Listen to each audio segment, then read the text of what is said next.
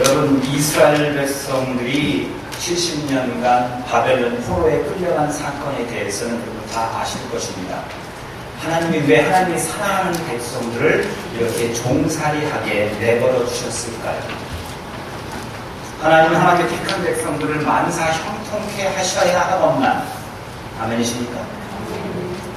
만사 형통케 하셔야 되는데 그렇지 않고 왜 하나님의 백성들을 70년간 종살이하게 만드는 이 고난의 잠 속에 왜 이 백성들을 집어넣느냐 하는 거예요. 여러분, 거기에 대해서 고민해 보셨습니다. 왜 그랬지? 왜 백성에게 이런 큰 고난을 주셨을까? 여기에 대해서 우리가 고민 없이 그냥 포로 생활 했었지 이렇게 넘어가는 경우가 많은데요.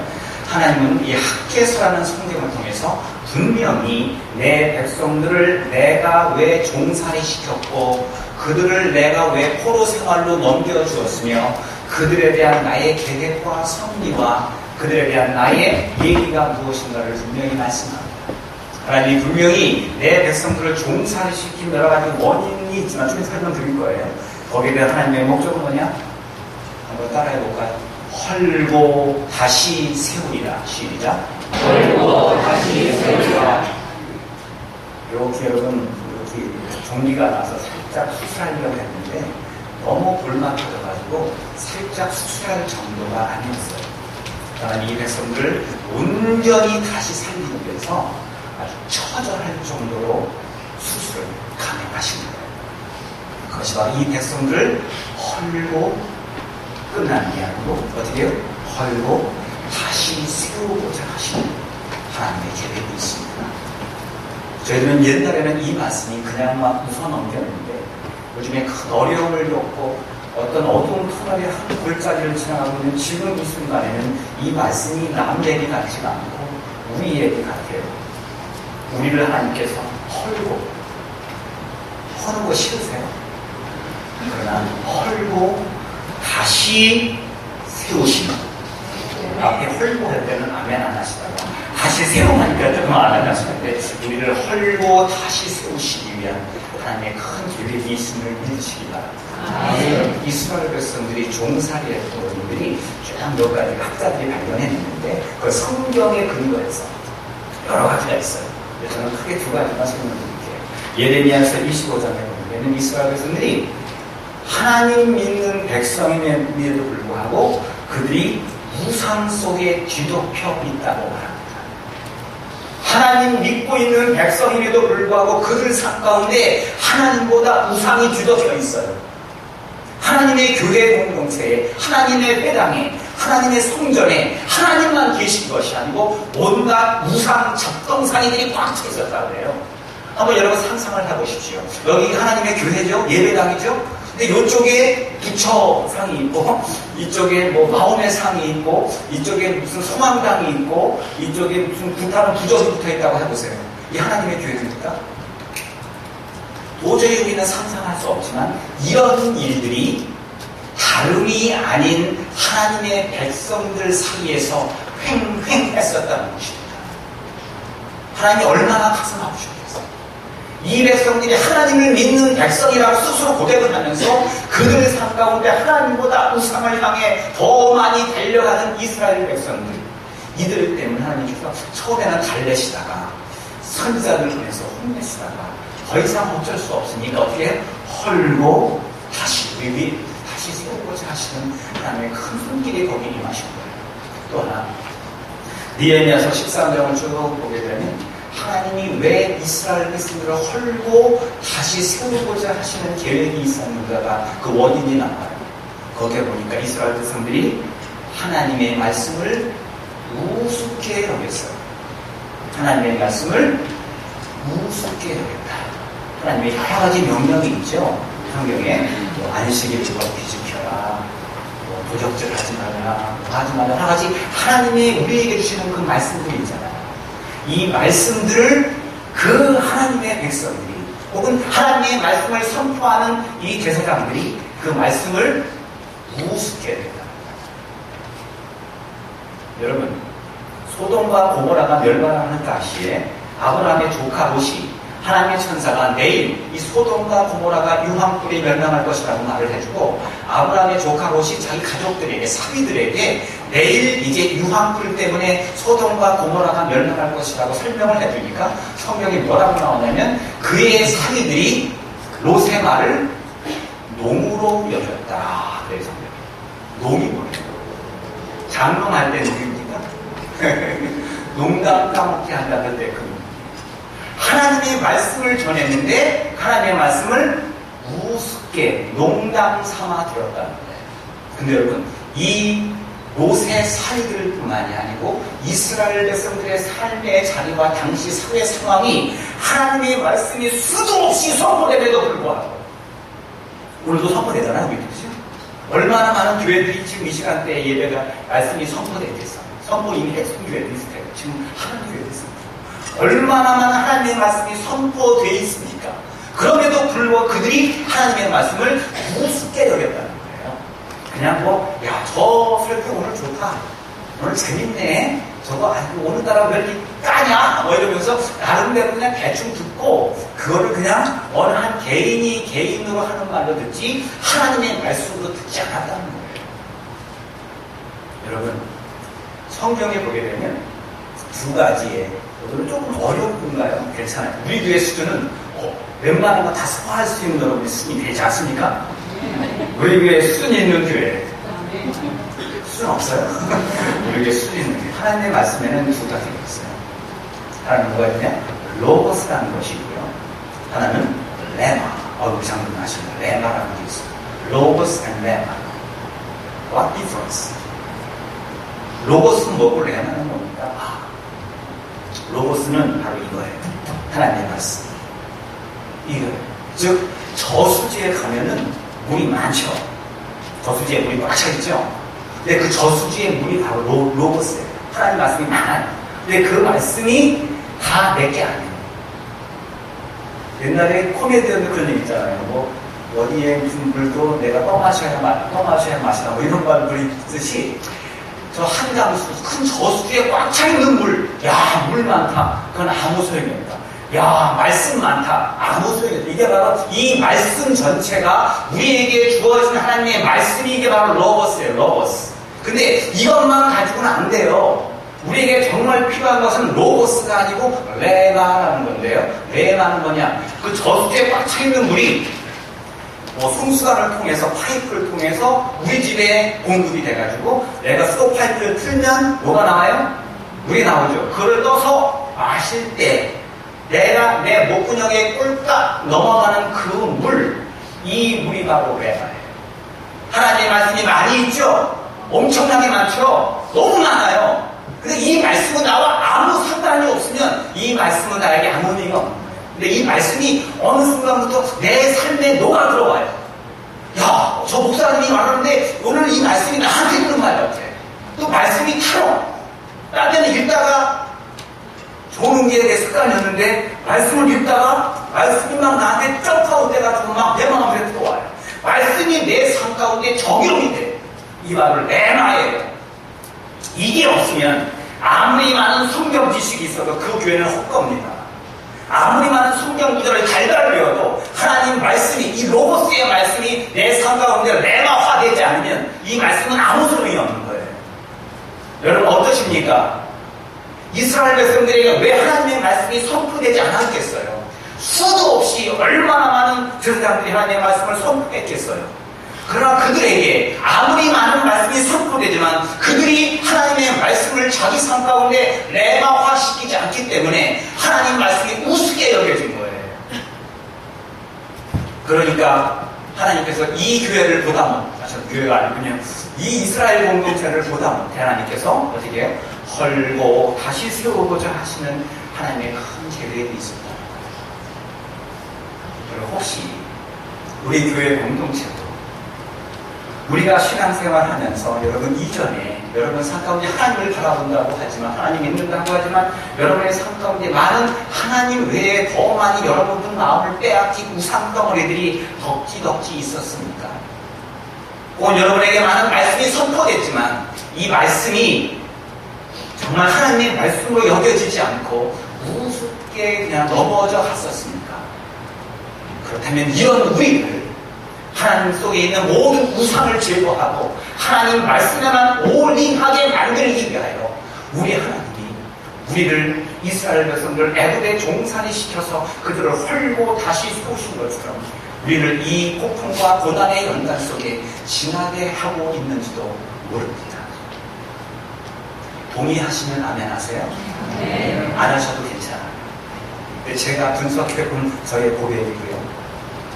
여러분, 근데요, 하나님이 정말 놀라운 게요, 이 고난의 종살이 바벨론 포로 생활을 지나는 동안 이스라엘 백성들이 많이 바뀌기 시작합니다. 이 기간은 결국 그들에게 고난의 시간, 육신의 눈으로 봤을 때는 고난의 시간이요, 자유를 빼앗긴 시간 같아 보였지만 영적인 눈으로 하나님의 시각으로 바라보건대 이 바벨론 포로의 기간은 이 백성들이 너무나도 은혜 가운데 바뀌는 기간이었어요. 여러분도 그렇죠. 요즘에 여러 가지 어려움이 있으니까 기도 더 하게 되죠. 더 하네요? 뭐라고 안 해요? 옛날에 10분 할 거 30분 하죠. 제가 여러분을 너무 과소평가했습니다. 10분 할 거 1시간 하죠? 네. 예, 아직도 그죠. 10분 할 거 2시간 합니다. 예, 요즘은 막 기도 세게. 이런 상황 속에 우리가 바뀌잖아요. 이스라엘 백성들이요, 종살이 하는 동안 그들에게 몇 가지 변화가 있습니다. 하나는 뭐냐? 그들에게 이제, 여러분, 영어도 그렇죠. 시네버. 해당 중심의 우리. 각자가 이제 그 바벨론 포로 생활 2년만리에 가서 시네고그라고 하는 이 교회 공동체가 생기기 시작하면서 몰기 시작합니다. 그 시네고그에서 예배 드리는데 제가 유대인 저기 봤어요. 바벨론 포로 당시에 시네고그의 안식일에 모여서 예배를 드리는데 예배 시간이 몇 시간인지 아십니까? 신교 시간 빼고 화장실 못 가고 예배 시간만 몇 시간? 6시간. 우리 교회 예배 시간 6시간 넘어가면 나올 사람 한 명도 없을 겁니다. 제가 중간에 시계를 보다가 설교가 40분이 넘어가는구나. 저도 딱 늦기 시작하면 어떤 분은 갑자기 이렇게 시계도 저쪽에서 보이기 시작하고 손을 탁 위에 얼리기도 목사님 빨리 끝내주세요 하는 분들 계셔요.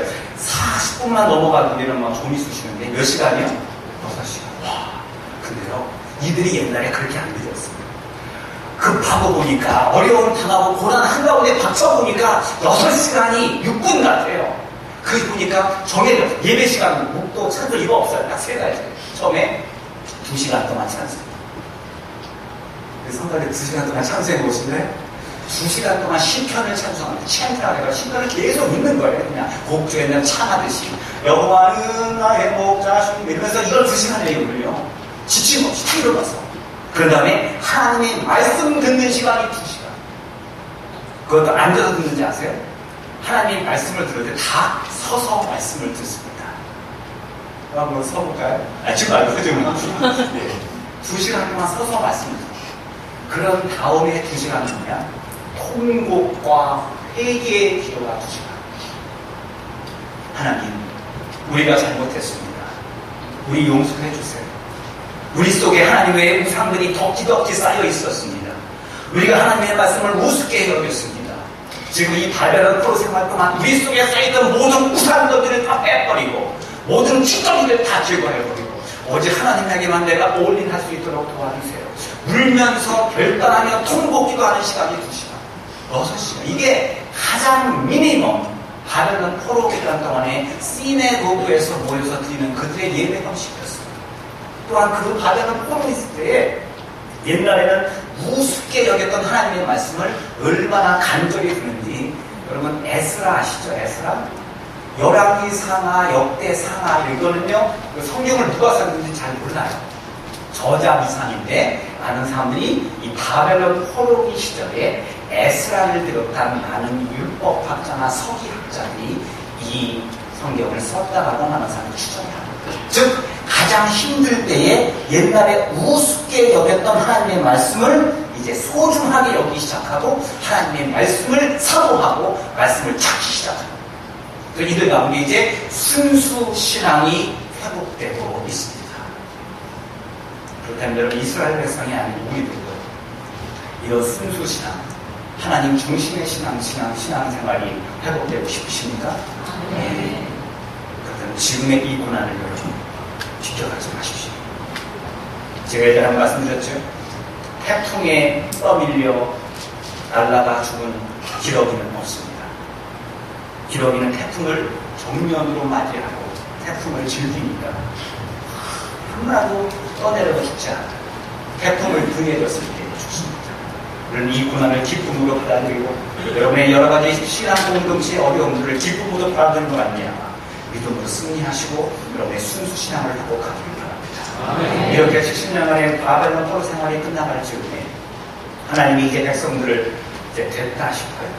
이제 회복시킵니다. 그걸 포로 귀환을 시킵니다. 여러분에게 한번 제가 질문을 할게요. 여러분의 상식 속에 항상 있어요. 바벨론 포로로 끌려갈 때 이스라엘 백성 전체가 다 끌려갔다. 맞습니까? 예, 틀려요. 맞아요. 불과 귀족들을 통한 3만 명, 5만 명 정도가 끌려갔고요. 많은 사람들은 거기에 남아있었어요. 많은 사람들이 끌려가고 남아있는 사람들이 지난 70년간 뭐하고 있었을까요? 나름대로 열심히 살았을 거예요. 그들에게는 이미 그들이 기득권자가 되어 있는 거예요. 바벨론 포로 생활에 열심히 훈련받고 이제 연단받고 하나님의 사람으로 눈이 반짝반짝되는 이 사람들이 포로 귀환을 하려고 왔더니 이 땅에 있던 내 동족들이 나에게 뭐라고 말하냐면은 너희는 여호와에게서 멀리 떠나라 그래요. 기껏 훈련받고 돌아왔더니 나는 지금 훈련받고 있는데 나는 힘들지 우리 함께 이 믿음의 공동체에서 같이 신앙생활을 합시다 이런 것이 아니고 너네들은 여호와에게서 멀리 떠나라. 본문 15절 말씀에 그게 나와요. 제가 읽지 않았는데 인자야 예루살렘 거민은 누구예요? 아직 예루살렘에 남아있던 그 잔존에 있던 사람들이 예루살렘 거민이 너의 형제 곧 너의 형제와 친족과 이스라엘 온 족속을 향하여 이르기를 너희는 여호와께서 멀리 떠나라. 훈련받고 돌아왔는데 남도 아니고 내 동족이 우리를 하면 멀리 떠나라고 말합니다. 하여튼 믿는 사람들이 우리 보고 예배 드리지 말래요. 가래요 니네. 상황이 왜 이렇게 비슷합니까? 옛날이나 지금. 너희들 우리가 기도 세력이니까 와서 죄송합니다. 찝쩍대지 말고 가. 방해하지 말고. 우리만의 공동체, 우리만의 세계가 있으니까 너네 오지 마. 기껏 훈련받고 왔더니 동족들도 이렇게 하고. 근데 여러분 그래서 이들이 얼마나 낙심이 되겠어요. 하나님 훈련받은 결과가 이것입니까? 또한 이제 훈련받고 왔으니 해야 될 게 좀 많아요. 70년 만에 고향 땅에 왔습니다. 이제 해야 될 게 좀 많아요. 제일 먼저 뭘 해야 될까요? 먹고 살기 위해서는 목구멍에 푸도쳤는데 집 줘야죠. 스몰 비즈니스라도 알아봐야죠. 또 먹고 살려면 집에 푸성기라도 심어야죠. 깻잎 심어야 될까? 꽃이라도 심어야 될까? 뭔가 지금 당장 해야 될 일이 참 많아요. 근데 이들에게 하나님이 뭐라고 말씀하시냐면 니네 그거 먼저 하지 마라. 제일 먼저 너네들이 이거만 하면 내가 너네에게 원하는 거 이거 세 가지만 하면 너희는 내 백성이 되고 You are my people. 그럼 나는 너의 하나님. 나는 너희의 하나님이 되어서 내가 이 모든 것들을 마치 아버지가 자식을 위해 해주는 것처럼 내가 다 해줄 테니 내가 원하는 거 이거 세 가지를 먼저 해라. 여러분 이 말씀을 제가 왜 우리 교회에 선포하냐면 하나님께서 이게 우리 교회가 이제 빠르빠르 정상화되고 메릴랜드의 가장 대표적인 교회로 자리 잡을 거라고 제가 말씀드렸죠. 저의 꿈입니다. 바로 깨 황제 이런 분들 계세요? 정말 하나님이 그렇게 시킬 거거든요. 그때를 위해서 우리가 해야 될 게 참 많은 것 같아요. 근데 하나님이 지금 그때를 위한 즉 교회의 막바지에 거의 하나님께서 이제 막바지 상황 속에서 우리는 앞으로 이제 뭐 해야 되지? 이제 별별 생각이 다 드는데 하나님이 우리에게 크게 세 가지를 요구하십니다. 니네가 이거 먼저 해라. 이거 먼저 해라. 오늘 제가 전해드리는 이 말씀 여러분 받으시고 이 말씀을 여러분 삶 가운데 우선순위로 삼으시렵니까? 그렇다면 제가 이 말씀을 전해드리겠습니다. 오늘 하나님께서 뭐라고 말씀하시냐면 살아나기 위해서 악만 남은 것 같은 이 백성들에게 하나님께 요구하시는 것. 먼저 일치된 마음을 가져라. 19절 말씀 보겠습니다. 내가 그들에게 뭐예요? 일치한 마음을 주고 뭐라고요? 일치된 마음을 가져라. 영어 설명 보니까 undivided mind. 그 뭐예요? 분열되지 않는 마음. 하나 된 마음. 여러분, 성령께서 하나 되게 하십니까? 악한 것들이 하나 되게 합니까? 성령께서는요, 하나 되게 하시고, 악한 것들은 우리를 분열시킵니다. 우리 에베소서 4장 3절로 1절까지의 말씀을 보게 되면, 이해를, 스튜던트 하셨군요. 여기서 3절부터 6절까지 하나됨 혹은 하나라는 단어가 몇 개 나오는지 몰라요. 즉 하나님은 하나 되게 하시는 하나님, 성령님은 하나 되게 하시는 성령님. 악한 것들은 뭐예요? 분열. 가정도 하나 되게 하는 것은 하나님의 역사예요. 가정도 갈라지는 것은 마귀의 역사다. 교회의 공동체고. 앞으로 우리 교회가 놀라운 하나님의 영광을 위해 살아가기 위해서 제일 중요한 게 뭐냐? 하나 됩니다. 나중에 또 우리끼리 싸우면 안 돼요. 우리끼리 싸우면 악한 것들이 쟤네 지네끼리 또 싸운다. 예. 보세요. 평안에 매는 줄로 성령의 뭐예요? 하나 되게 하신 것을 신수하십시다. 그 다음 보세요. 몸이 하나요, 성령이 하나요, 너희가 부르심의 한 소망 안에서 부르심을 입었느니라. 그런 다음에 5절. 주도 하나요, 믿음도 하나요, 세례도 하나요, 하나님도 하나이시니 곧 만유의 아버지시다. 만유에 계시고 만유를 통일하시고 만유가 하늘에 계시고요. 불과 이 세 개의 절에 하나라는 단어가 몇 번 나와요? 네, 밑에만 보신 분들 2번 나와요. 제가 이렇게 뽑았어요. 8번 나와요. 8번 나와요. 즉 뭐예요? 하나님께서 하나됨의 역사예요. 이제 놀라운 일들을 앞서기 위해서 가정은 포로 정착 후에, 포로 귀환 후에 놀라운 부흥을 앞두고 제일 먼저 해야 될 것이 뭐냐? 다른 거 하지 말라는 거예요. 지금부터 너희들이 하나 되기에 힘쓰라는 거예요. 이 말씀을 왜 줬나 몰라요. 우리 속에 하나 되기를 원치 않는 분이 없을 텐데 혹시 앞으로를 위해서 미리 하나님께서 도장을 찍어줍니다. 니네 그때 정청한 목사를 통해 내가 말씀 증거했어. 하나 되라고, 하나 되라고. 아멘이십니까? 네. 열왕기하 17장에 보니까 네 문둥병자가 있는데요. 당시에 문둥병자는 저주받은 사람이라고 했거든요. 저주받은 사람 네 문둥병자도 서로 하나가 되니까 적군들이 투구한 모든 노략군을 가서 고거함으로 말미암아 당시 아사 집전에 있던 이스라엘 전체 민족을 살려요. 별볼일 없는 문둥병자 4명도 하나가 되니까 민족을 살려요. 가버나움에 있는 예수님이 가버나움에 어느 집에 계실 때에 중풍병자의 친구 4명이 서로 힘을 합했더니 지붕을 뜯고 자기 친구를 예수님께 데리러 놓으나 말미암아 예수님을 통하여 기적을 일으키는 역사가 이루어져요. 하나 되니까 뭔가 풀리기 시작해요. 여러분, 예수님께서 마태복음 12장에 보게 되면 천국은 쭉 나오는데 그 중에서 참 우리가 애매모호한 부분이 있어요. 제가 소개할게요. 천국은 이와 같으니 가루 서말 속에 넣어 부풀게 한 누룩과 같다. 천국 보고 누룩 같대요. 어떤 누룩이요? 가루 서말 속에 넣어 부풀게 한.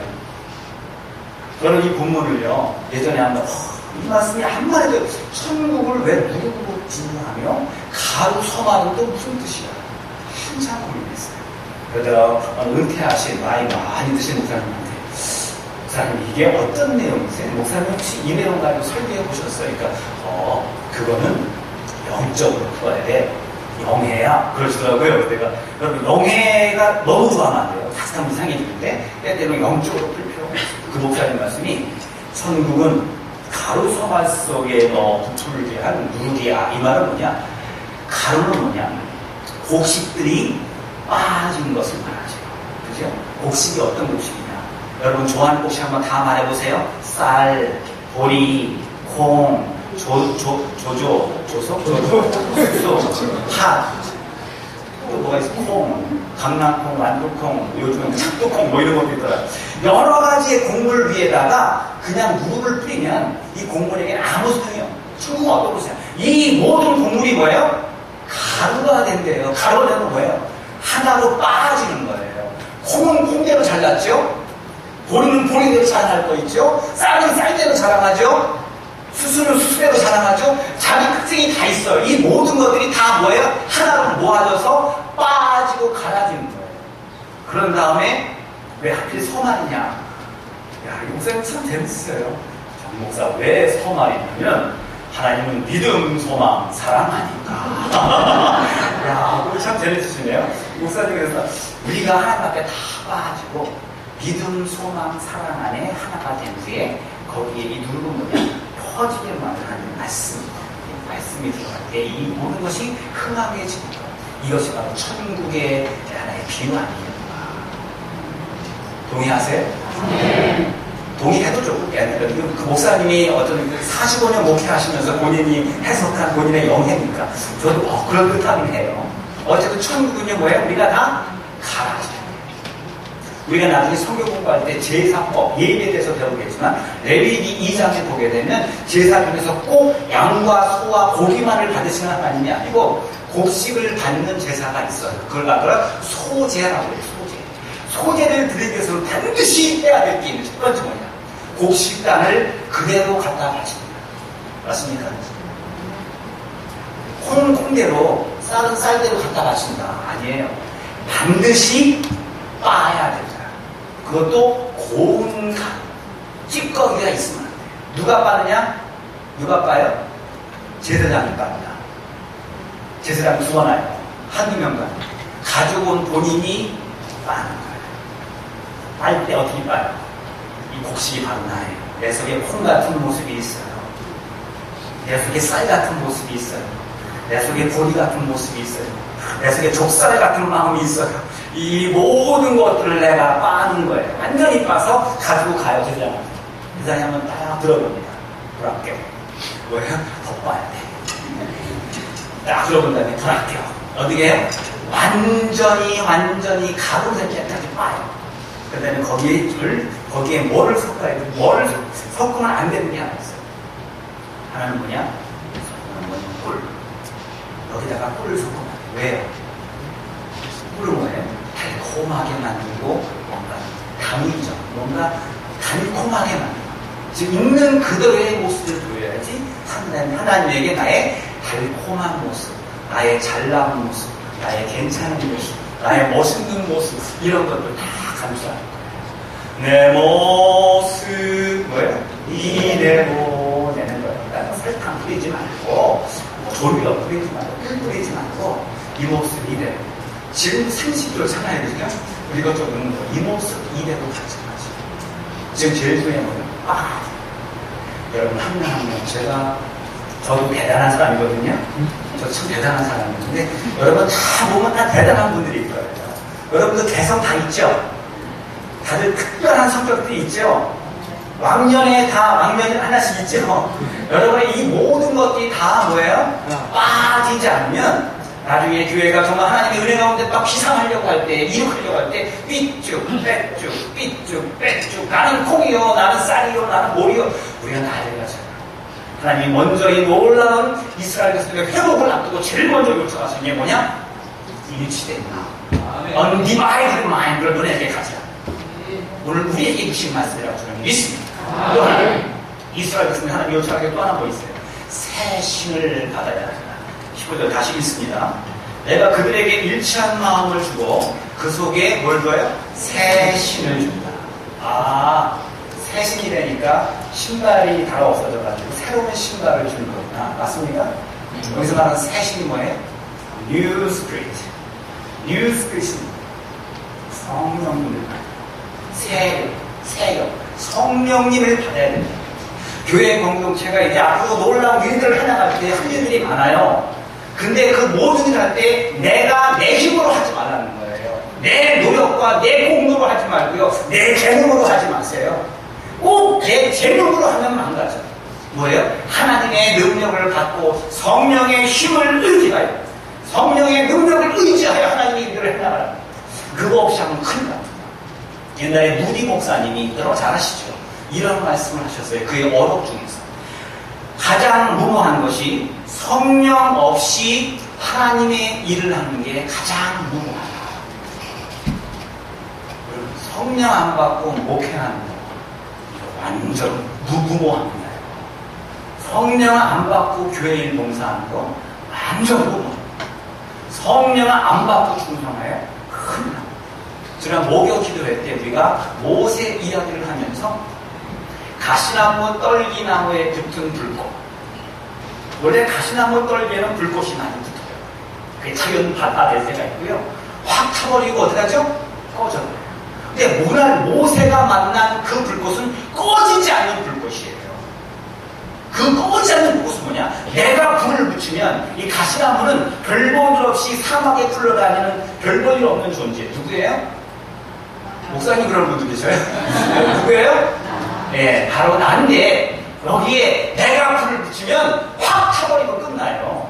저는 제일 겁나는 게 뭔지 아십니까?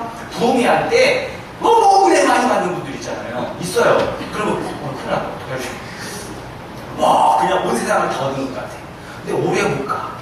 1, 2주 지나면 또 팍 식어버려. 내가 불을 붙이면 확 꺼져버려요. 연기만 노랑노랑 나가지고 옆에 사람 골치만 내니까. 그러나 하나님의 불꽃이 붙으니까 영원히 꺼지지 않는, 오히려 다른 모든 것도 소멸시킨 consuming fire가 돼서 그 하나님의 능력으로 하나님의 불을 붙이는 사람들은 끝까지 충성할 수 있다. 저와 여러분들은 끝까지 하나님의 이 불로 하나님의 능력으로 역사하는 저 여러분 얘기를 바랍니다. 여러분 옛날에 은혜 많이 받으셨습니까? 몰라요. 지금은 여러분 옛날에 놀라운 은혜 체험 하셨습니까? 없어요. 한 명도? 저도 소나무 뿌리 하나 뽑았을 거 아니에요. 옛날에 다 은혜 한 번씩 받으셨죠? 지금은 노멘? 여러분 제가 농촌교회 목회할 때 하나 에피소드를 말씀드릴게요. 농촌교회 목회할 때 초창기에 제일 힘든 게 뭐냐, 할머니들의 그 속담이나 용어들이 전 이해가 안 됐어요. 한국 사람. 여러분 그거 아시잖아요. 할머니들 가면은 말 잘 안 해요. 어이 언년이 거시기 가서 거시기 해. 거시기 하면 거시기 돼. 그래서 저는 거시기 나는 정말 근데 다 정말 오케이 알았어요 하면 다 해요. 보세요. 뭐 통화나 봅시다. 주사님 거시기 해서 거시기 하면 거시기 해야겠다. 그게 몰라요. 근데 그분들은 그게 다 통해요. 야, 나 그거 파악하는데 2년 걸렸어요.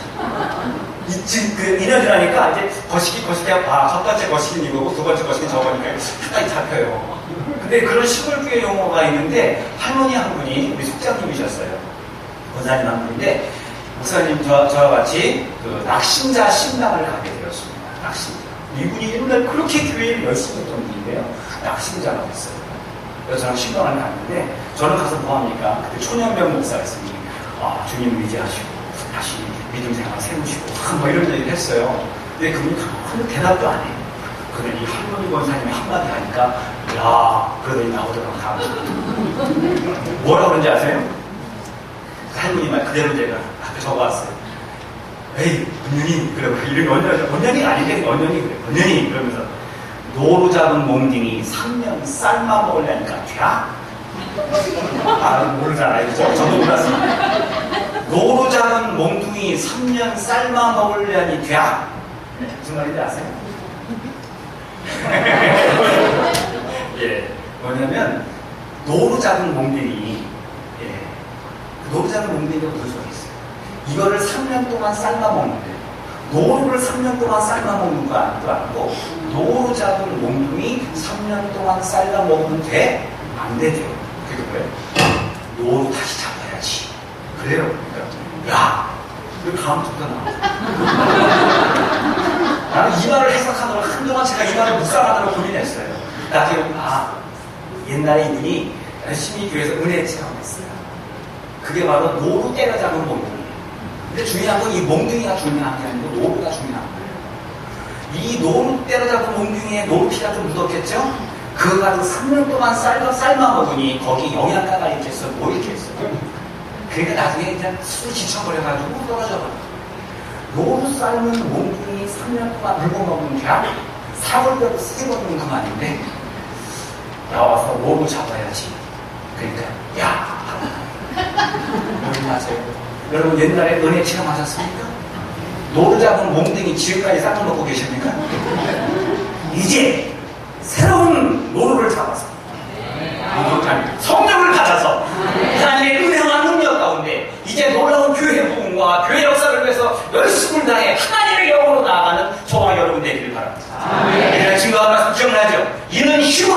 것이 아니요 능으로 되는 것이 아니요 뭐요? 오직 하나님의 영으로 그 하나님의 영을 저와 여러분이 품고 하나님의 교회를 열심히 충성할 때 그런 사람들이 쓰러지지 않고 은혜 가운데 승리해 나갈 줄로 믿습니다.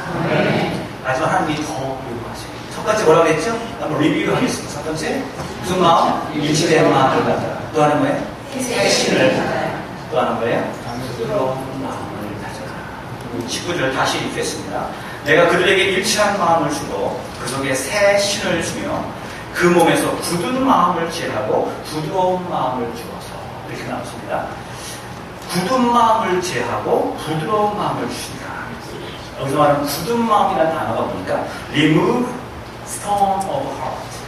네 마음속에 있는 돌덩이를 제거해버리고 부드러운 soft mind를 가지고 하나님의 교회와 하나님의 공동체에서 충성하라.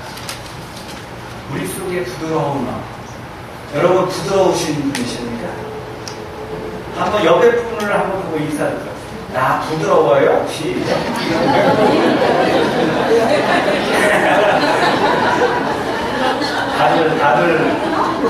다들 돌덩이 같아요. 성경에 여러분 예수님 말씀하잖아요. 비유하면서 돌짝밭과 옥토의 비유를 하잖아요. 돌짝밭에서는 아무리 씨가 뿌려져도 열매 맺지 못해요. 돌짝밭은. 이 돌짝밭이 옥토로 변했을 때에 30배, 60배, 100배의 결실을 냅니다.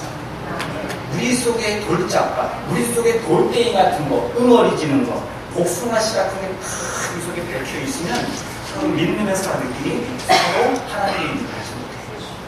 그래서 여기서 말하는 내 마음속에 굳은 마음, 즉 remove stone of your heart.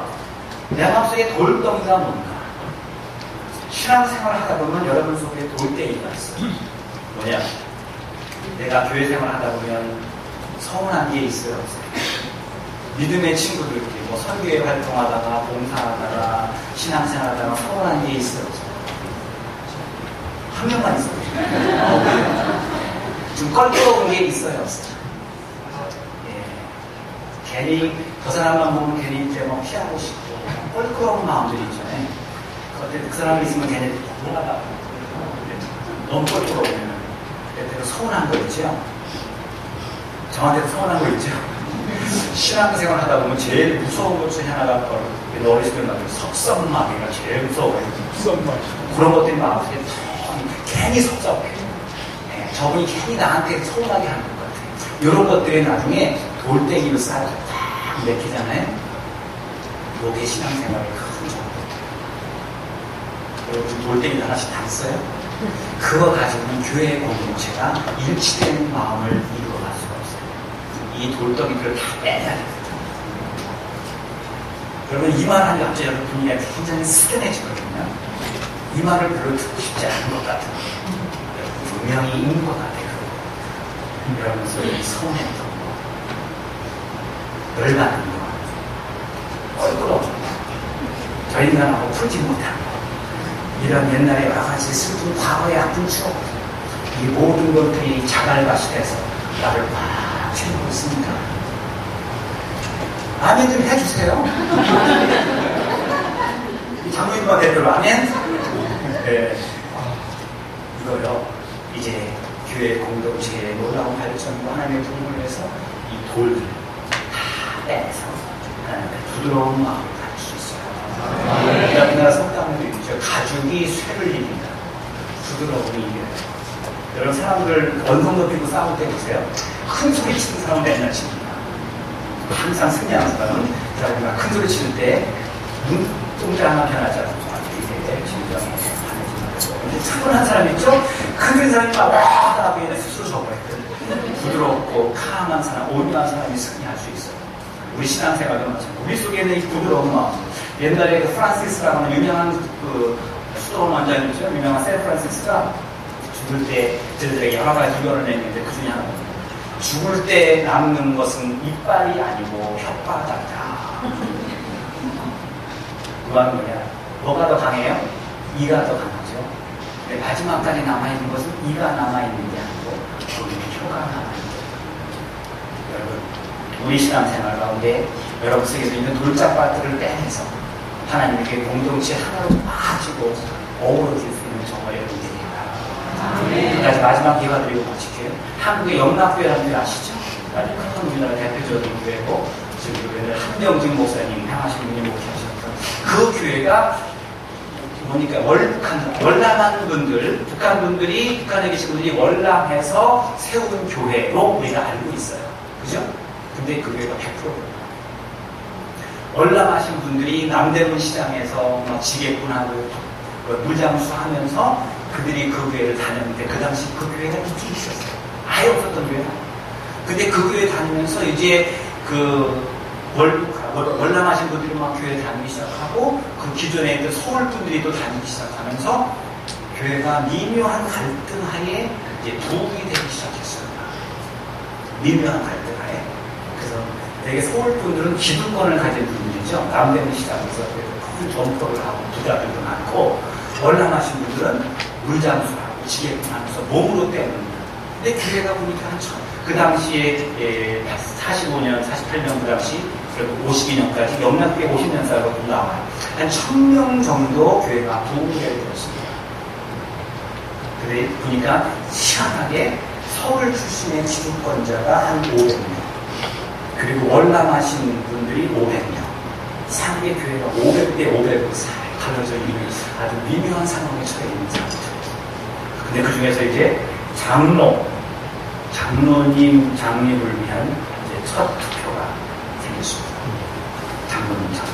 근데 미국 출신의 장로님 후보가 한 명 나오셨고 서울 토백이 출신의 두 장로님이 다 나오셨습니다.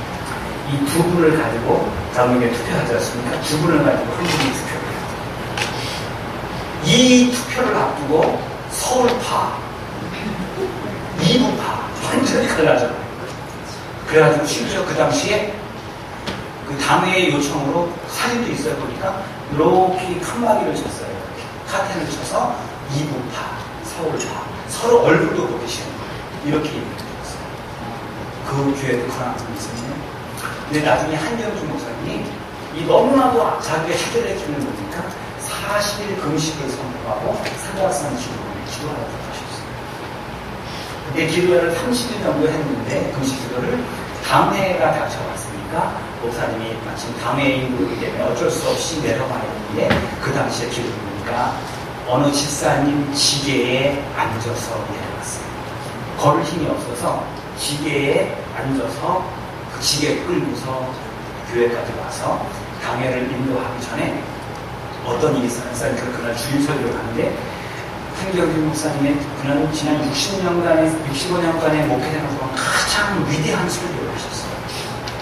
그 설교는 40분 했는데 40분 내용을 처음 시작할 때부터 끝까지 계속 물었어요. 설교 시작할 때 시작.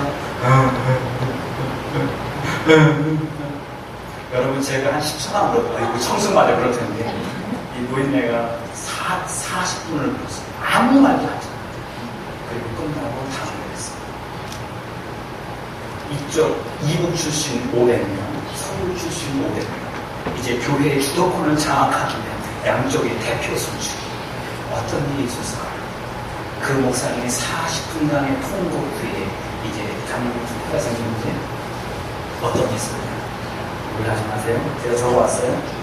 970표 대 20표. 10명 기권. 10명에 10명인데 그냥 강력하게. 970명 대 20명. 97% 그냥 이북 출신의 그 후보가 장로님이 되신 거예요. 아니 되려면 510, 520 돼야 될 거야. 970%가 됐어요. 그것은 뭐예요? 그 목사님의 울부짖음과 간절한 호소를 통해서 500대 500이 아닌 정말 우리 교회를 위해서 헌신해야 됩니다. 그걸 찾아서요. 900이 서울 출신들, 서울 출신이라면 서울 사람이 깍쟁이인데도 깍쟁이 안 되겠어요. 그죠? 그 모든 분들이 다 표를 줘가지고 975명의 아주 전폭적 지지로 이북 출신의 장로님이 되죠. 근데 이 두 장로님 가장 더 재밌는 얘기가 서울 출신의 장로님의 그 큰 점포에 물을 길러가 바치는 북청 물장소 출신입니다. 나 같으면 우리 집에다가 물 길어 바치는 저 물장수한테 양보 못해. 그렇지 않아요? 그러면 안 그래요? 근데 이분들이 이제 하나님의 뜻을 있어요. 나보다 천하고, 나보다 못하고, 나보다 가진 거 없지만 하나님의 교회를 위해서 모든 것을 포기하고 그 장로, 그 한 명의 놀라운 용기로 그분으로 설득을 했대요. 970명의 교가 다 가고. 이거 불가능한 일이에요. 그래서 그걸 딱 세워주는 거냐면 분열 직전에 그 교회가 놀라운 폭발적 돈을 세우고 한국 교회 대표적인 이름, 대표적인 상징적 교회를 쓰게 되는 계기입니다. 우리 교회에 하나님이 놀라운 일을 하는 것까지예요. 그런데 우리가 먼저 요구하시는 거 있어요. 왜요? 이 집에 마음 가져주세요. 아니십니까? 또 하나 뭐죠? 성령을 받으세요. 하나님의 마음을 가세요. 그런 다음에 서로 간에 양보하고 지고 용서하는 부드러운 마음을 가지세요. 그 다음부터는 뭐예요? 누가 하는 거예요? 내가 하는 게 아니라 그분이 하시는 거예요.